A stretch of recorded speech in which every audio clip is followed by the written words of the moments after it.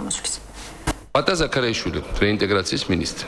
გამოვიდა, მე სხვადასხვა საინფორმაციო პორტალებს უყურებ ხოლმე iPad-ით. და თქვა, ჩვენ უნდა გამოვიძიოთ ის დანაშაულებები, რომელიც სააკაშვილის რეჟიმმა ჩაიდიენა წინა წლებში აფხაზეთში და სამხრეთ ოსეთში. საქართველოს რეინტეგრაციის მინისტრმა საქართველოს თავრობის პოზიცია გაახმაურა. თქვენ როგორ გონიათ? და ალბათ გულისხმობდა რა თქმა უნდა 2008 წლის ომს, გულისხმობდა ალბათ იმ ოპერაციებს, როცა ჩვენმა სპეცრაზმა გადმოათრია იქიდან კოჭოია, რომელიც აფეთქებდა თბილისში და სხვა ადგილებში საქართველოში ობიექტებს და ხალხს და კლავდა ხალხს. მე მახსოვს რომ ცხინვალში რამდენიმე ადამიანი რომელიც ატერორებდა ქართულ მოსახლეობას და ქართულ ოსურ რამიშობა ეთნიკურად ჩვეულებრივ მოსახლეობას რაღაც გარემოებებში გამოესალმა სიცოცხლეს მე არ ვიცი ზუსტად ვინ გააკეთა მაგრამ ნუსუათ არ უნდა პროისინი გამოესალმა სიცოცხლეს მე ვიცი რომ აფხაზური დაჯგუფებების რამდენიმე ლიდერი რომელიც ეჭვმიტანილი იყო და კარგად დასაბუთებული ასობით ქართველის სიკვდილში გამოესალმენ სიცოცხლეს საეჭვო გარემოებებში არ ვიცი ზუსტად არ ვიტყვი ვინ გააკეთა ზუსტად და ვერ დასაბუთებით მაგრამ მე არ მწყის რომ ეს ხალხი მაგრამ იმ ხალხმა ვერ გააგრძელა ქართველების ეთნოწმენდა და ქართველების ხოცვა დღეს ჩვენი მთავრობა თუმე აპირებს გამოიძიოს ცხინვალში ეგრეთ წოდებული ოსურ გენოციდი. ბატონო პატა საკმაოდ კონკრეტული ბრალდებები წაგიყენათ მიხეილ სააკაშვილმა. ძალიან მორიგი ტყუილი. ამიტომ მე მაგ ციტატა გავთქვი მე. მან მოიტანა ჩემი სიტყვები რეზონანსიდან, გუშინ იყო რეზონანსში ინტერვიუ. ჩემი სიტყვები. ვფიქრობ დადგა დრო გავარკვიოთ რა დოზით იყო საქართველოს იმდროინდელი მთავრობა რუსეთის ფედერაციის მხრიდან საქართველოს ტერიტორიული მთლიანობის ხელყოფის მიზნით განხორციელებული სამხედრო აგრესიის შეუქმება და შართული. სიტყვა აფხაზეთი ნახსენები არაა, სიტყვა საქართველოს ოსეთი ნახსენები არაა, სიტყვა დანაშაული ნახსენები არაა. როგორც ყოველთვის სამწუხაროდ და საუბედუროდ ბატონ სააკაშვილი იმდენად გამწარებული და გაჭირვებულია, არგუმენტები არ აქვს. ჩვენ წინააღმდეგ რო ცრუობს. ეს არის ძალიან პრიმიტიული, რა თქმა უნდა, მისი ქცევა და მე ვქვია ამის კომენტარები ძალიან საცოდნო, რომ მართლა საცოდავია იმდენად დაბრუნებულია ჩვენი წარმატებით, იმდენად მართლა აშკარად ხედავს, რომ საზოგადოება ხედავს, რომ ჩვენ შეგვიძლია რეალურად ნაბიჯები გადავდგათ, რომ გადასულია ასეთ უკიდეგანო ტყუილებზე. რა თქმა უნდა, ჩვენ უნდა გამოვიძიოთ აუცილებლად საქართველოს მთავრობის მოქმედებები, რამაც განაპირობა რუსეთის აგრესია საქართველოს წინ და ამაზე ლაპარაკობ მე. რამაც განაპირობა რუსეთის ოკუპაცია, რამაც განაპირობა რუსეთის მიერ აფხაზეთის საქართველოს აღიარება. და ჩვენ ამაზე ლაპარაკობთ. ანუ რა თქმა უნდა, იქ კოჭოები არ მაინტერესებს. შეიძლება კი ბატონო, თუ მას კუჭი ეწვის მაგაზე, ან კუდი ეწვის. კარგია, მან აშკარად თავისავე გამოაშკარავა. მას მართლა ეშინია რომ შეიძლება გამოძებული იქნას ის რაც მათ ჩაიდინეს. იმიტომ რომ კაფიოდ დაისვება კითხვები სიტყვაზე. ქვია რატომ როგორ მოხდა ისე რომ მათ როცა იყო დალაგებული დიალოგი ქართულ-აფხაზურ ქართულ-ოსურ დონეზე 2006 წლამდე კოდოში შესვლით მათ გააჩერეს ქართულ-აფხაზური მიმართულებები. როგორ მოხდა რომ სანაკოევის პროექტის სანაკოევის ასოჩი ზოგადად ის არაფერი შუაში არა სამხრეთ ოსეთის დროებითი ადმინისტრაციის შექმნის შემდეგ გაჩერდა ქართულ-ოსური მიმართულება. ეს წმინდა რუსული პროექტები იყო. ამას მოყვა შემდეგი მათ დაიწყეს უკვე ჩხერკედელობა რუსეთთან.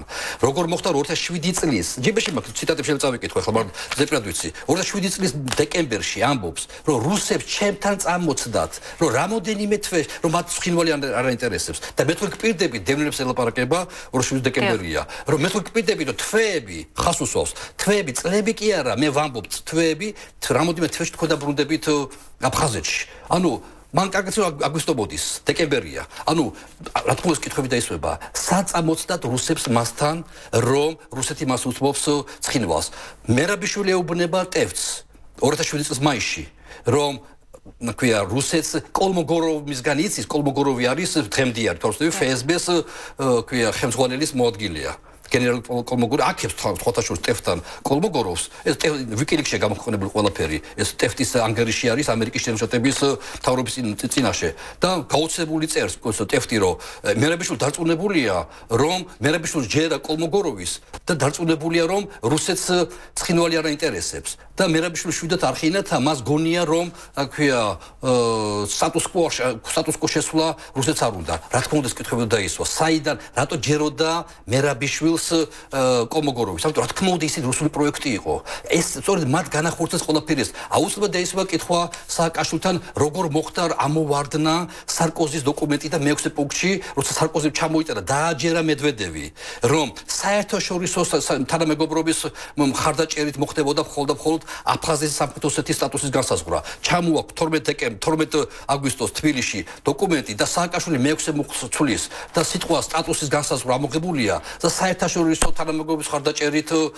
განისაზღვროს უსაფრთხოების ზონები აფხაზეთში და სამხრეთ ოსეთში კითხვა რა თქმა უნდა ისვება ვინ უთხრა სააკაშვილს ამოიღო სტატუსის განსაზღვრა როგორც კი სააკაშვილმა ამოიღო სტატუსის განსაზღვრა მაშინ მედვედევმა თქვა რომ საქართველოს არ აპირებს სტატუსზე ლაპარაკსო მას არ უნდა საერთაშორისო გარანტიებიო ამიტომ მიიძულებული ვარ ვაღიარო აფხაზეთის სამხრეთ ოსეთის წმინდა წყლის რუსული პროექტი იყო რატო არ წერია სააკაშვილის 9 აგვისტოს განკარგულება როგორც იქნა 9 აგვისტოს მიხვდა რომ დაწყებული ყოფილა თურმე და რა წერია 9 აგვისტოს განკარგულებაში 5 საათზე გამოქვეყნდა პრეზიდენტი საიძე 9 აგვისტოს განკარგულება საგანგობო მდგომარეობის შესახებ. წერია რა?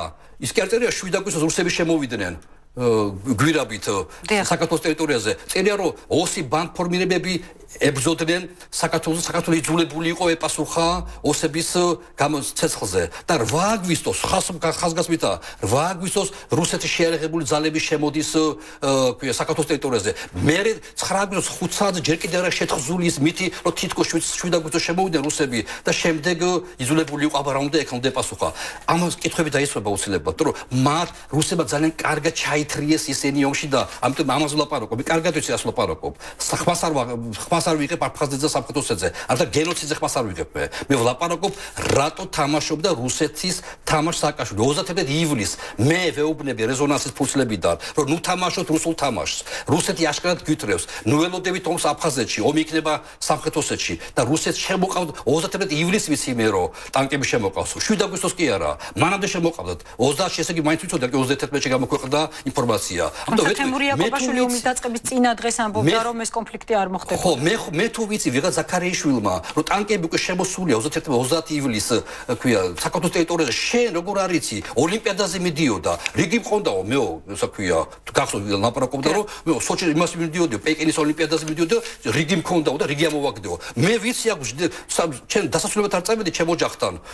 ჩემ დაბადების დღე იყო მაშინ და როგორც წესი რაჭაში ხდებით ხოლმე. ვიცი რა ხდება საქართველოში, ვიცი რა აქ უნდა ვიყო თბილისში და თვითონ გეგმავს პეკინში წასვლას.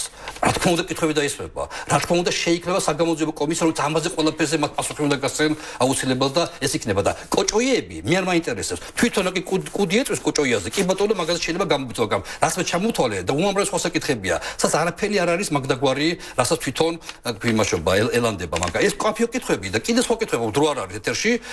ძალიან ბევრი კითხვებია, სადაც არსებობს მტკიცებულებები. თვითონ გაიხსენა დღეს პატრიარქის რაღაც სიტყვები, ქვია, მეც გავახსენებ მას მის სიტყვებს უკვე თვითონაც გვარს უთხოვს ვინ თქვა ესა 2004 წელს როცა დაიწყო რუსეთ-საქართველოს ურთიერთობები დადებიდან მეორე შეხვედრა რომელიც ჰქონდა მას პუტინთან იყო შეიძლება ყოველ ბევრს ახსოვს ებახსოვრება დოღი იყო მოსკოვში დსთ-ის რაღაცთან და აი დოღის დროს ეს ივნისია 2004 წლის ივნისია ძალიან პუტინი და სააკაშვილი მოვიდა დაბრუნდნენ მოლაპარაკებებიდან ერთად და მათ ესეთი კარვები იყო რაღაც ლამაზი კარვები რაღაცა შაწეორთო რაღაც რუსები როძახიან და ყველა შეიკრიბა ყველა დსთ-ის სახელმწიფოს მეთაურები და შამპანი ურთახს არ დალიეს ამ დოღის შემდეგ და პუტინი მეთადი სადაგზელო თქვა გაუმარჯოს მშვიდობას კავკასიაში და ყველა მიხვდა იქ რომ რაღაცაზე კავკასიაზე იყო ლაპარაკი ერთად მოფუნდნენ სააკაშვილი და პუტინი და როცა სააკაშვილი გამოვიდა შატეორიდან გვარს უკითხავს მითხრა 4-5 კაცი იყო იქა მან თქვა ეგრამაკლია მე პუტინის